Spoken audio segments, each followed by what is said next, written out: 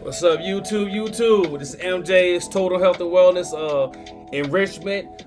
Please support the channel by hitting the like and subscribe button, along with the bell icon to be notified when I drop videos. Share the videos. You run into a friend, have them subscribe to the channel also. Today's topic that I want to talk about is former North Carolina Central employee Kenya Ward pled guilty to embezzlement, and she will serve 3 to 5 years in prison.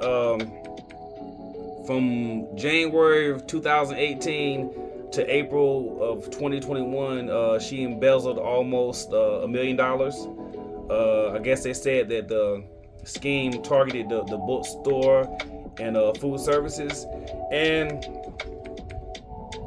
to me, it's just a lot of behavior like this that just disgusts me.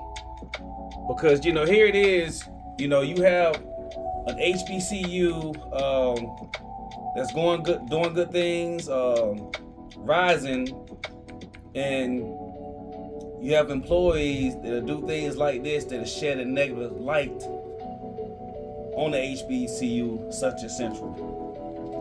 And I just think about the students and the other employees that were impacted by this nearly $1 million that Miss Ward embezzled. Because it's much deeper. When you just, from the outside looking in, I think about this. Now, if you targeted the bookstore, how many students were denied a certain amount of book money that they were expecting? I'm sure there were some students that may not have gotten all the books that they needed. And of course, if you don't have all the tools you need to be successful, it's going to impact you. So how many students book money was shorted, which may have caused the adverse effect on their grades? And see, these are the type of things that I think about. And it's sad. And let's just say she targeted the food services. Could it be maybe the quality of the food? Some food was served was impacted. I don't know. But when you talk about stealing from books and food, to me, it's just detestable behavior. So, of course, Miss Ward she deserves those 3 to 5 years that she's gonna do, because when you make a selfish and egregious decision like that impacts so many others, all because you're greedy, you get everything you deserve there. I just think that now, in light of what happened at Central and then what's going on with St. Aug now, we just have to have more accountability at our HBCUs. We really do. And I can talk my talk because I graduated from an HBCU. I graduated from Shaw University, and I remember, I think it was maybe the spring of 2000, maybe 3, when I was at Shaw, and something similar happened to myself. When I went to get my Pell Grant, I was approved for $1,500 for my Pell Grant.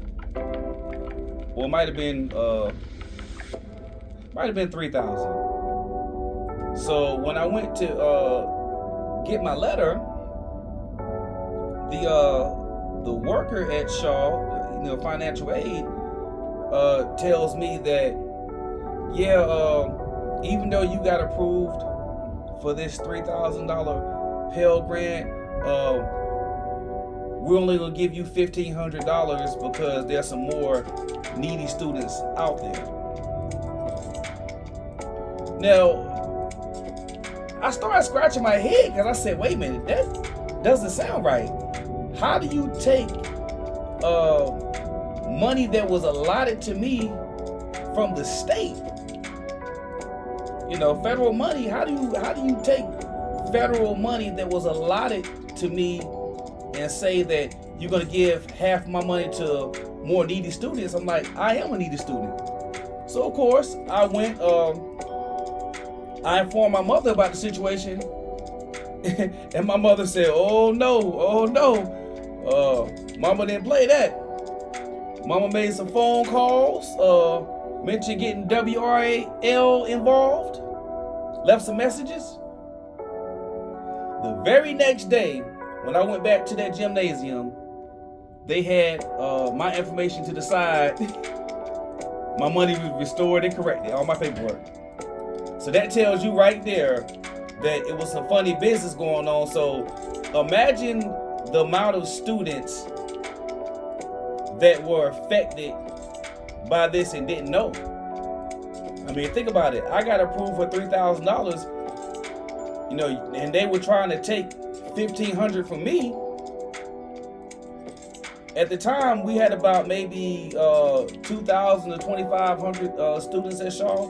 So imagine if you were to take anywhere from 500 to 1,500 from 500 or 1,000 students. See, this embezzlement goes and runs so much deeper. Like I said, it's just not at Central. I mean, it's everywhere, but it's just been particularly rampant as far as the HBCUs because there is no accountability. There are no checks and balances. So there has to be more accountability and more checks and balances when it comes to the finances at HBCUs. Simple as that. Point blank. Like I said, I'm an HBCU alumni, so yeah. And I went through this personally. And that's what's needed. I mean, we just don't want a lot of this egregious behavior is leading to HBCUs losing funding and being shut down. And you know, HBCUs are very, very important because a lot of times, you know, you have some students that have okay grades, and the HBCU has come along and has given those students a second chance, and a lot of those students have thrived. I mean, to this very day, I'm very thankful and grateful for my time at Shaw University. I played my freshman year of basketball at the Shawan College. It's now Shawan University, but back then it was Shawan College. And then I transferred to Shaw. And once I transferred to Shaw, I became a better college student. I graduated cum laude, and a lot of things, positive things started happening within my life, but I credit that to my professors at Shaw because they took the time and they cared.